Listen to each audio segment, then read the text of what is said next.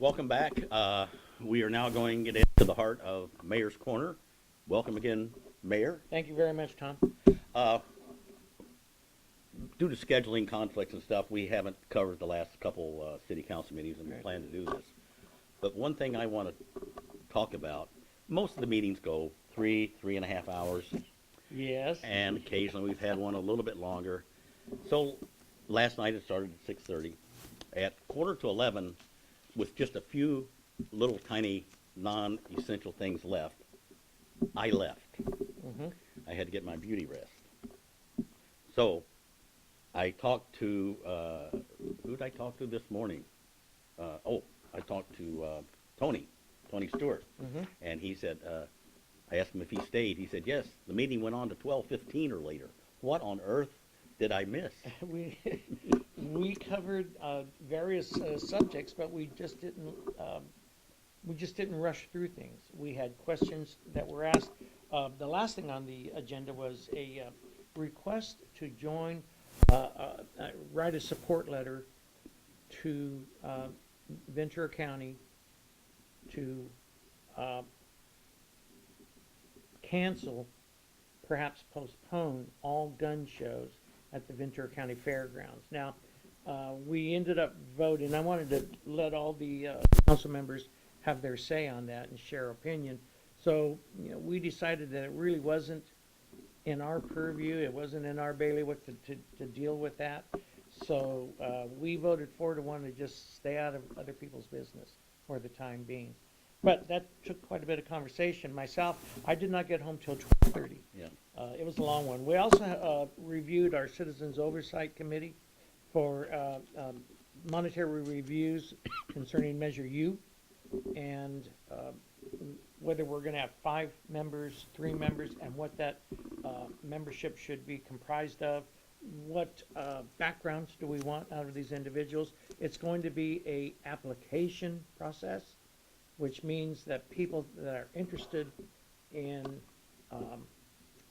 perhaps serving on this committee will submit an application. They'll review them all. The applications will all come to the council, and then we will select people from those applications. There were, like you said, there were 3 proposals of how to do it, and a couple of council people said, well, maybe part of this, part of that. I sort of agree with that. There's a little bit in every one of those. Now,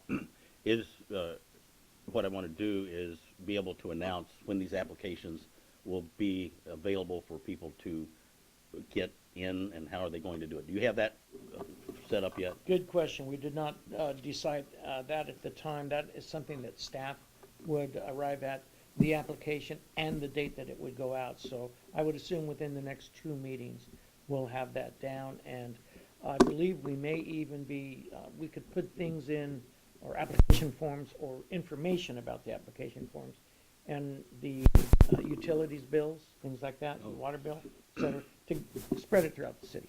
Okay, we'll look forward to that, and of course, we can post it anytime on Fort Wayne Evening News as it comes out, and on YouTube and all that. Going back a couple meetings, there was a good discussion about a new, was it guidelines program for the lifeguards? Do you remember what was discussed there, and where are we headed with that? There were some changes made. There were quite a few changes made, keeping in mind that all liability for whatever goes on at the beach ultimately rests with the city. And there were a lot of items that are processes and procedures that needed to be clarified, needed to be memorialized on paper. We wanted more training for some of the individuals. We needed a manager to overall oversee the entire program. But as it's not a year-long program, the same manager will be also working in city parks and recreation and other duties throughout. So we were pretty much redesigning the entire lifeguard system, safety system, if you will, for the entire beach area. And we're coming close. We're getting, there is, on the street now, there is a application for the individual that we're looking for. We're not yet interviewing, but we're getting close to doing that now. You mentioned that the city, if something terrible were to happen, is responsible. And if I remember, I think before I was even involved with any of the city stuff, let's say 5 years ago, that there was a lawsuit because somebody drowned or something out there, and the city has to either have their insurance pay for part of it, or I don't remember how, but that is a liability. And what I have noticed, not this meeting, but the meeting 2 weeks ago, we had a lifeguard, a veteran lifeguard, came there and said he alone, off duty, sort of, not during the main times that lifeguards, had pulled 12 people out of the surf. And somebody on the council said, it is our job to make sure that our beaches are clean and usable and safe. And I've thought about that for a couple of years, and I made a proposal to the Public Works that I think we should have signs in the parking lot and some on the beach that say, be aware of dangerous surf, swim near a lifeguard, swim with somebody, and be very careful because the tides there are very dangerous. And I went to Ventura Beach, and they have big signs all up and down. Be careful of the dangerous tides. And I think because we have so many people coming from the valley when it's really hot, and if they haven't been there before, they hop out of the car, they and the kids, they run out the beach, throw the blankets, run in the water. And I think these signs are very viable and need to be put up, and the Public Works Department knows about it, and they're working on it, but it's something that if you hear anything about it, I'd like for you to push, because it's not expensive, and it will give you, if something happens, you can always say, hey, we got warning signs up there that may save you some bucks in a lawsuit. But Right, and we will be getting signage. That is something that is coming up soon, so that'll be part of the program. very, very good. The next item was Chief Andrew Salinas, Police Department, talked about the number one crime in Port Hueneme, and surprisingly, or not, it's people leaving their cars unlocked, and the cars get stolen, or mainly it's they take stuff out of the cars, and it's just it's almost an epidemic around here, where that's the number one crime. Lock your car, preferably when you're not in it. You know what I mean? It's crazy. We have police officers who will walk neighborhoods just trying cars, and at times up to 30% or more of the cars are unlocked and available to anybody who happens to walk out to open them. Please lock your car when you are home. The chief said in the morning, especially now we've had a little bit colder weather, people will come out, start the car, go back in the house, and there are people, let's call them criminals, walking down the street looking for cars with exhaust coming out. And if there's nobody in it, they hop into it, and it's gone. And unfortunately, with California state laws changing the way they are, the penalty for stealing an automobile is not so severe anymore. And Wow. people are not, it's not the criminal offense that it used to be. So I think we have to take actions, take measures to better protect ourselves. Lock your car. if you look in the public safety briefs in the Star, it's just exploded, partly because of the law. You said Ventura and Oxnard, our problem is nothing. They're having 100 cars a month or more broken into, stolen, and it's in there every day.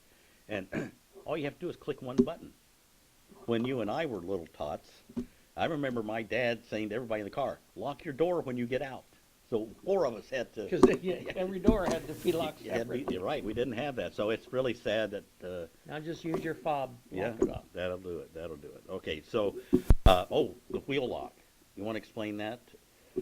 There is a program that the police chief in Hueneme, Andrew Salinas, is pursuing. He is going to be receiving several hundred, I believe, steering wheel locks. That bar type of thing. Yes, and this is coming from a federal or a state program. I don't recall which it is now, but the police department will be receiving them in the very near future. Keep an eye out for that, because we're probably going to advertise in your monthly water bill or something like that, that we have them. It's compatible for only certain cars, particularly, I believe it's Toyotas and Nissans, and I'm not sure what other ones. But we'll be sending out information throughout the entire community, and they will be free. Yeah. Uh, Once please, the chief said, once he gets them, he will then broadcast it. Yes. And the program he has set up is the top 10 cars that get broken into or stolen. If you own those cars, You and got that'll be priority. publicized, You got priority. you will be in line to get one of those wheel locks, and it'll help greatly. But Keep in mind while they last. So please be alert, watch for the announcements, and come on down and see Chief Andrew Salinas at the Police Department. next is we have two things going on at the port. The dredging on deepening the is it a canal that they call that, or No, it's Where the the ship- channel the coming in channel. to the port. one of those sea letters? Yes. The channel, the entry channel, the turning basin, and then along the, where the ships actually dock on the commercial side of the port. The Navy side, they're not actually participating in on this. So what they're gonna be doing is they're deepening down to 40 feet for that major part. This is gonna allow for bigger ships, not longer ships, but bigger ships that will draw more draft. This is gonna create some 300,000, I believe is the number, 300,000 cubic yards of good, clean sediment that we can, again, put on Wainimi Beach. It's going to Wainimi Beach. Yes, yeah. it is. And this, along the waterfront, along the turning basin, and along the channel altogether. This is gonna be an Army Corps of Engineers project. Many of you may have noticed that the dredging, resanding of Wainimi Beach has been completed, and they've broken down the equipment, and they're sending everything back. This is gonna begin, we'll probably see sand on our beach again being artificially deposited in the fall of this year. So it's gonna be a while, but hopefully our beaches will last through the summer and into the fall, and we'll get more sand up. We don't want the seawall crashing again. Not again, and The then, sidewalks. and then keep in mind, the following year, we'll be getting more sand from the Army Corps of Engineers again. Yeah, the deepening will also allow current ships that are the same size to carry more cargo, and they Yes. will sink down a little bit lower. That's But it correct. also, as you said, it will take care of some of the newer, bigger tankers that need that extra space. Yes, well, and one of the customers that has continual problems getting into the port are the liquid fertilizer ships. Bulk liquid is probably the heaviest of cargoes, because there's no air in between. Think about the bananas are in pallets put into holds. There's air everywhere in the ship. Mhm. But when it's a solid liquid, that's a lot heavier, creates a lot more draft, and in many cases, the fertilizer ships have to wait for high tide to be able to come in, and then they have to start pumping real quick. Well, that was another issue, was that all boats have to wait on high tide. Not all of them, Well, a but lot of them Yes. have to wait, so they'll all be able to come in at around the clock. And, yes, Because I've seen 3 and 4 ships out there at some time. that's true. It's true. Okay, it's time for the council to start working on the next 2-year budget. We had our first 2-year budget, which was in effect the last, year and a half so far. Well, in June, it's time to begin the new budget, so we have to start working on our new budget now. We've been advising staff, and we've been bugging staff, it's a big job, but we have to start our procedures for workshops, probably 2 to 3 different workshops that we'll have to conduct with the various departments, et cetera. There's new revenues coming in that have to be accounted for, but yet we can't guesstimate what it's gonna be. We would like to know. And so we'll be budgeting with Measure U funds coming in. We'll start seeing the Measure U sales tax take effect April 1st. The city will not see any revenue from this new tax until probably July or August, so it'll be a while. However, as the cannabis dispensaries are doing very well. They're exceeding expectations, as a matter of fact. And so that's going to be slotted in. That's all general fund revenue. With the new budget, we are also negotiating with the police department. We're trying to get the new contract. It's been too many years now that they've been working without a Yeah. contract. And our SEIU employees, staff here at the city, their contract is up as well. So in addition to the money coming in, our employees are seeing what's coming in, and we're gonna have to negotiate how to spend that money best. Keep the money under armed guard, would Under you armed please? guard, yes. I think in the past years, they had a sign that said, "Come on in." So, Gotta wonder. yeah. This was brought up at the Monday night meeting. The city is looking into getting solar-powered, theft-proof, seagull-proof trash cans. Yeah, I'd call them tamper-proof. Tamper- Tamper-proof. And actually, they're very attractive and sharp-looking. It is a business, what are they called here? Belly buster. Belly Buster, something like, I've got this name, yeah. Big Belly Solar. Big Belly Solar. Now, these are high-tech. They compact the trash on site. So a typical big garbage can, this same Big Belly device will hold 5 times as much, because it consolidates, condenses it in the process. And it's tied into a computerized system, so they can, with staff with their telephones, can track when a trash can needs to be emptied. And so, in many cases, when they're working out, hit every trash can because they don't know what activity there's been. Imagine the savings of time and other jobs that could be done if they know when and where they go. I think the most common example was they have to go around every day, and especially when you have events and stuff. So if it was 7 times a week, I think these new compactors would reduce it to an average of between 2-3 days in a week instead of 7. In some cases, just once a week, and so that will save a lot of time and a lot of staff time, especially. However, there's a program where we were being advised that we would rent the trash cans, so we would not own them.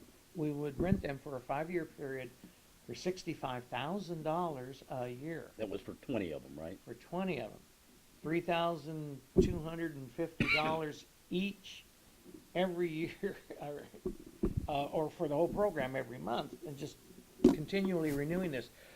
We didn't have enough information. We didn't have the contract with us, and so this was so new and exciting to see. This really was more of an informational item for us to introduce us to the capabilities and what could be. Ventura, the city of Ventura, already is using this program. Los Angeles, the city of LA is. Oxnard, not yet, but everybody's looking at this thing now, and this would be money that would not come from the general fund, though. This comes from the waste fund. So that's an enterprise fund, different bucket of money that is not available to us to use for salaries and things. It's available only for waste treatment, things like Couldn't we that. just have a couple signs for a couple $100 to say, "Please take your garbage home with you"? Yes.